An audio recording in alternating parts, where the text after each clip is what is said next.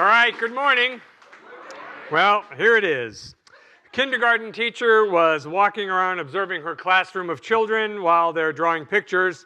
And she gets to one little girl who's working diligently, and she asks what she's drawing. Little girl replies, "I'm drawing God." The kindergarten teacher says, "Well, sweetie, nobody knows what God looks like." And the little girl looks up at her and says, "They will in a minute." Yeah, I like that. Just good esteem. So, from the great George Burns, he said this: "The secret of a good sermon is to have a good beginning and a good ending, and to have the two as close together as possible." Okay. Last one for today. Sunday school teacher asked the children just before she dismissed them to go into the church service, she said, "And why is it necessary to be quiet in church?" And one little girl replies, "Because people are sleeping." I hope that's not the case here, but if they are, I'll tell you when we get to the important stuff so you can wake up, make notes, and go back to sleep. Okay. So this is from the Science of Mind textbook. Ernest Holmes wrote these words: "The temporal imperfection of the human," I can't even read my own writing. "The temporal imperfection of the human cannot dim the eternal integrity of the divine." The eternal integrity of the divine. One of the ways we talk about this is that we say the universe honors our integrity with whatever we're dealing with. The universe honors our integrity with money. The universe honors our integrity with relationships. The universe honors our integrity with work. So today I'm going to talk about honesty and integrity and stuff like that, so just buckle in, okay? Just take a deep breath, tighten your seatbelt, we're going to go here. So you have to have honesty, you have to have integrity if you are at all desirous of having peace of mind in your life. If you want to know any self-worth, there's got to be honesty and integrity in you. Now, we've all heard honesty is the best policy, right? Haven't you heard that your whole life? Oh, honesty is the best policy. You know, that's okay. So this is not the fire and brimstone. If you tell a lie, hell has a specially hot place for you. Nope, it's not about that at all. What we want to do is we want to look at it through the lens of spiritual principle.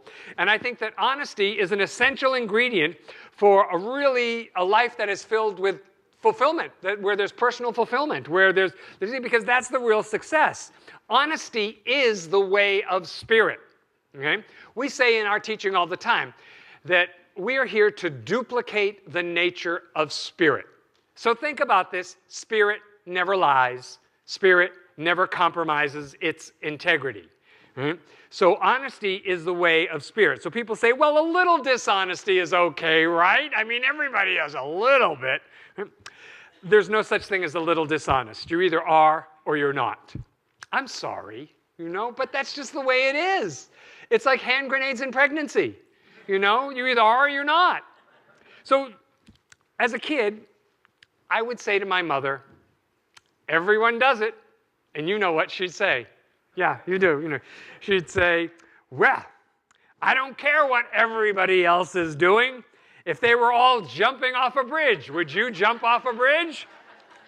Now, the correct answer to that, I learned, was no.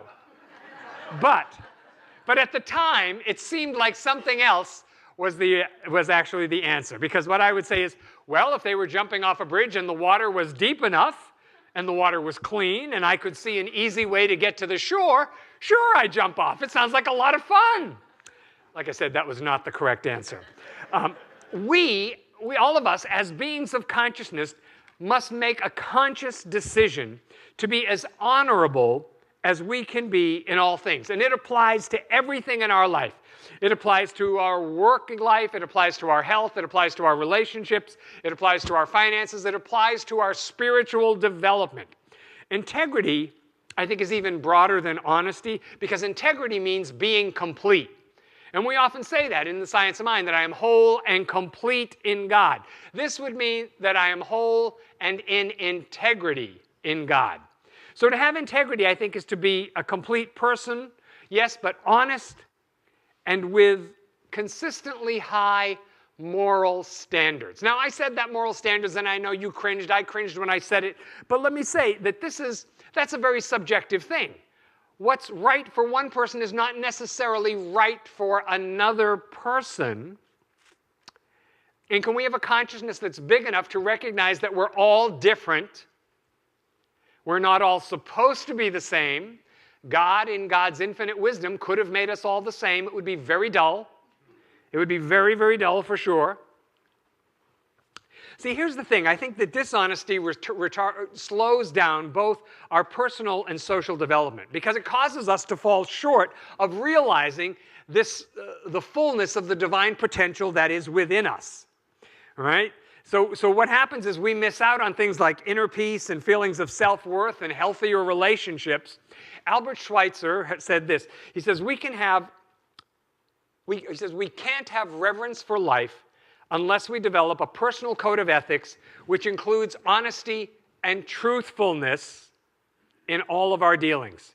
He says, only after we develop this kind of integrity can we feel at home in the world. Now, I think this is interesting because I hear from people again and again how they feel like they feel out of sorts. They feel like this is not the right place for them. Not church, earth. That this isn't really their home, you know? And so one of the things that makes us feel that way is when we're operating with a level of honesty and truthfulness.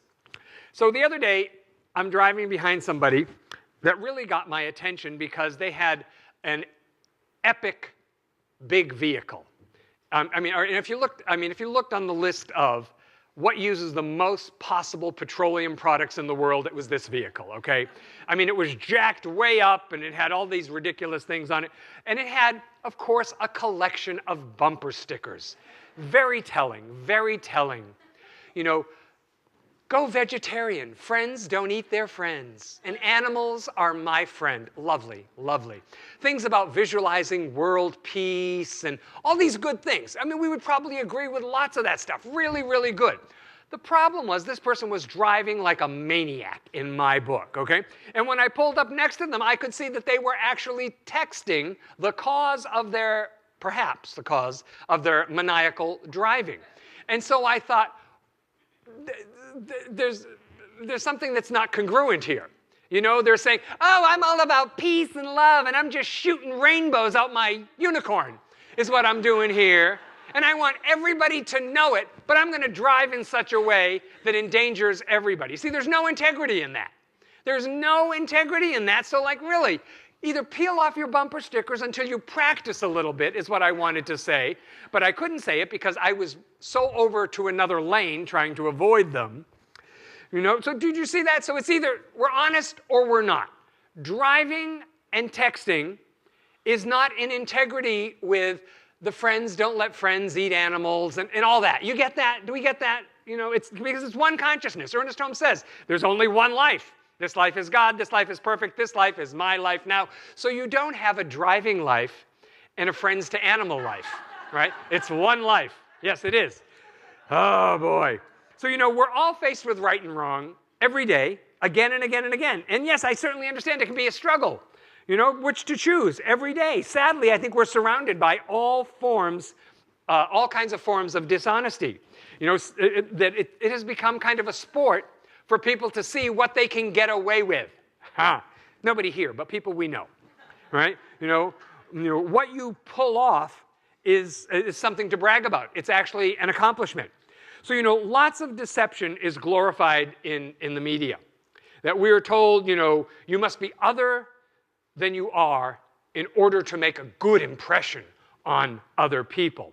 Also, I noticed that when I really think about it, that it's work to be honest. You know, it requires more time and thought and energy than we are sometimes willing to expend in a situation. You know, I think every day we're hit with a barrage of messages and in the world today that we deserve things, that we should have them right now, and it should be quick and easy to get them. Yes, that's what the media tells us all the time. So we may choose expediency over integrity. I can see that. And if we're what I'll call morally lazy, remember, the moral compass is within you. I'm not here to hold up the moral compass. We don't have an external moral compass. The moral compass exists within the heart and soul of each and every one of us. You know if you're doing good, you know if you're doing right, and you also know when you're not, right? Aha, yes. This is the, yes, this is yes, okay, right. So if we're morally lazy, it's easier and quicker to be dishonest. Because we say, oh, it's just a little bit. It's just a little bit. Dishonesty, I think, more than anything else, prevents us from being the type of person we can and we say we want to be. Because it's just a little compromise, and it's just a little compromise, and it's just a little compromise, and then we look up and we say, oh my God, I am miles from where I said I wanted to be. I am so far from being that person I said I wanted to be. It's almost like, and I realize this is a dramatic example, but it's almost like a cancer that starts small, and if not detected and completely eradicated, it will spread out of control until finally it destroys you. Right? And so the psychologist and philosopher William James wrote, we create our own hell in this world by habitually fashioning our character in the wrong way. You know, we go after what's not really that important, and we become the kind of people who are not the kind of people we say we want to be. We fashion our character in the wrong way. So in the writings of the very famous St. Augustine, his Confessions, 1600 years ago, he explains how he moved up the social ladder by deceiving and manipulating other people. Some things never change. Right? So one day he sees a beggar, and he wonders why he himself, Augustine, is so discontent in life, and yet this beggar is so cheerful. And what he realized was that the beggar is authentic. The beggar is absolutely true to himself. And the great scholar Augustine was not. Now, I have to say, I don't believe, and I think this is what the science of mind teaches, I don't believe we ever get away, get away with anything. The Bible says, vengeance is mine, saith the Lord. And that is just a statement about spiritual law, that there are consequences. You put something out, and the right and perfect consequence for what you put out into the universe is coming back to you. There's no judgment on that. There's no critical parent voice in that. It's just what goes around comes around. And if you don't like what's coming around, then you should go around something else, right? You got to put something else out there into the universe. So vengeance is mine, saith the Lord. That's the karmic bank account that is always seeking balance, right? Look at it that way, that your karma, the universe is always trying to balance the account. And so we pay the price one way or another, and it is folly to think that we don't. Really. You think you got away with it? You didn't. You really didn't. Now, you may not see the effect of that karma immediately, but I guarantee you it is held in trust, and it's coming. It is absolutely coming round. So, dishonesty cannot be hidden. Dishonesty ruins relationships. Why? Because it violates trust, right? And trust is probably the most important thing in a relationship. It prevents fulfillment. Why does it prevent fulfillment? Because it creates roadblocks. So I think there are lots of reasons to be honest, and I think people who have integrity, this is the big one, people who have integrity experience life at a different level, a higher level, a greater level, a more expanded level, and I think that's what we all want. Nobody ever says, I would like to experience life at a much diminished level. Nobody says that, right? It's about experiencing life at a different level, but a greater level, right? I think it's richer and more meaningful and more rewarding. So a couple of things that really stick out for me is why, to be honest, is because of the peace of mind. Peace of mind is a really good reason, because a mind at peace with itself is a fantastic thing. Think of a time when you were really peaceful about something and how good that felt.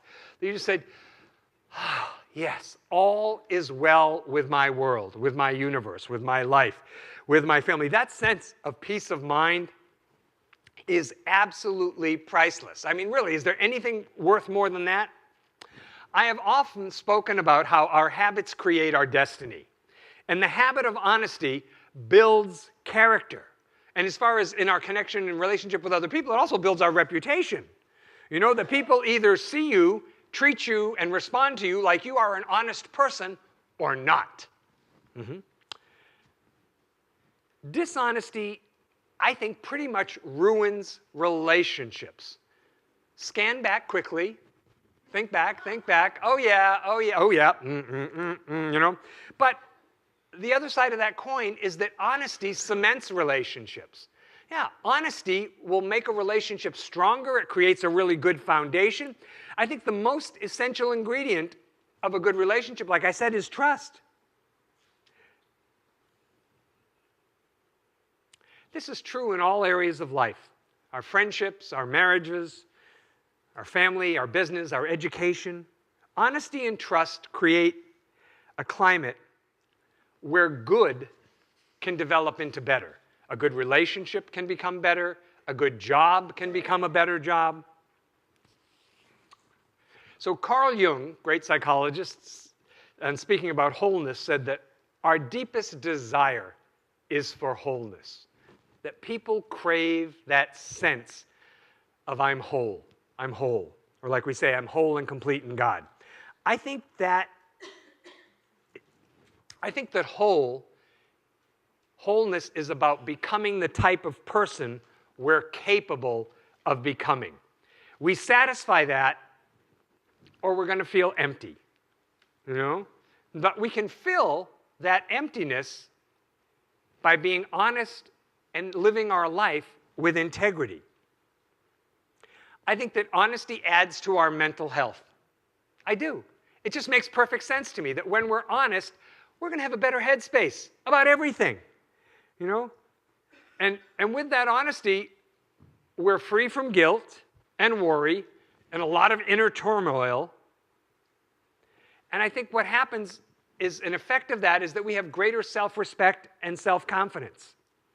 I think there's the feeling of assurance when we do the right thing.